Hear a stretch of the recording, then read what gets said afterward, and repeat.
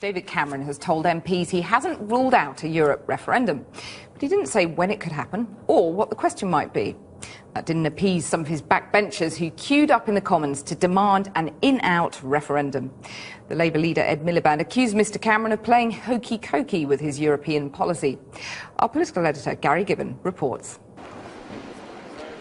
In Brussels on Friday, the Prime Minister's pro-European noises prompted headlines saying he'd ruled out an EU referendum.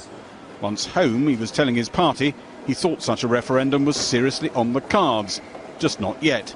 And that was the message he repeated today in the House of Commons. Far from ruling out a referendum for the future, as a fresh deal in Europe becomes clear, we should consider how best to get the fresh consent of the British people.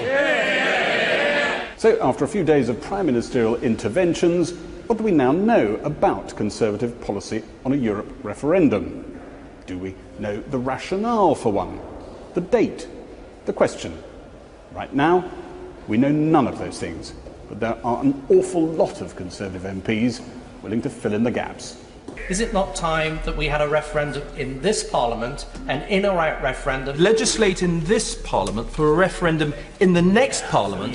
Give them renegotiation, give them a referendum. Again and again, Tory MPs demanded a blunt choice on Europe, for decades a political taboo for mainstream parties. In, out referendum. An in-out referendum is now inevitable. 5 years ago, he said his party should stop banging on about Europe. But now he's the man getting out the drum. As John Major could have told him, it's not going to work. Some people looked at what the Prime Minister said on Friday and then what he said on Sunday and thought he was just sort of bouncing off the walls and they weren't clear what policy was. Do you have any sympathy for those people?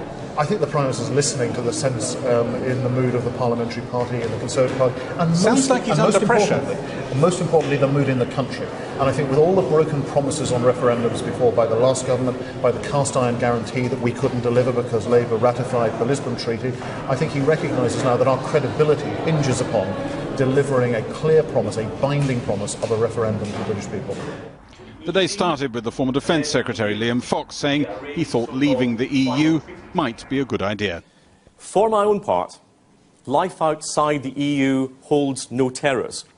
But it does hold fear for David Cameron.